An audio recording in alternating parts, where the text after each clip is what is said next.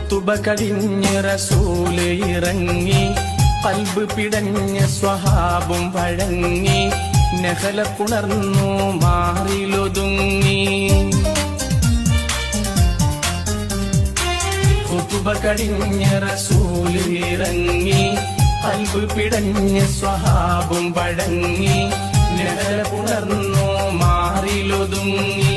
ശരഫുറ്റൂർ മരത്തിന്റെ തടി മാറിയിലമർത്തി വെച്ചേ, സ്വകാര്യമായി പറഞ്ഞതിൻ കരച്ചിലും അടക്കി വെച്ചേ.